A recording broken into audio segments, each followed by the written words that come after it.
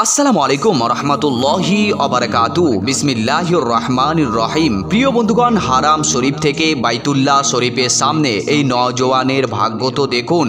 আল্লাহর ঘরের সামনে হাজির হয়ে তওয়াফ চলাকালীন কিভাবে তার রূহ এই পৃথিবী থেকে বিদায় নিলেন। আপনিও যদি মক্কাতুল মুকাররমাতে হজ করার খেয়াল রাখেন তাহলে অবশ্যই ভিডিওটিতে একটি লাইক দিয়ে চ্যানেলটিকে অবশ্যই সাবস্ক্রাইব করে পাশের বেল আইকনে ক্লিক করে রাখুন। প্রিয় বন্ধুগণ, এই নওজোয়ান ব্যক্তি যার ভাগ্য এতটাই ভালো যে আল্লাহ তাআলা তার ঘরে জিয়ারত করার পরে পরে তার কাছে তাকে ফিরিয়ে নিলেন। নওজোয়ান ব্যক্তিটি হজ ও উমরা সমস্ত কিছু কমপ্লিট করে তওয়াফ চলাকালীন তার রূহ ফরওয়াজ হয়ে যায় এবং সাথে সাথে সে হারাম শরীফের সাহানের উপর লটালটি করতে করতে তার জান কবজ হয়ে যায়। কত বড় ভাগ্যবান ব্যক্তি প্রিয় বন্ধুগণ, যে আল্লাহ তাআলার ঘরের দিদার তো করালেন, সাথে সাথে আল্লাহর সাথে মোলাকাত করার সময়ও খুব শীঘ্রই তার জন্য আল্লাহ তাআলা লিখে দিলেন। আল্লাহ তাআলার কাছে পরিশেষে দোয়া করি, আল্লাহ পাক রব্বুল আলামিন যেন আমাদের সকলকে মক্কাতুল মুকাররমাতে মৃত্যুবরণ করার তৌফিক দান করেন।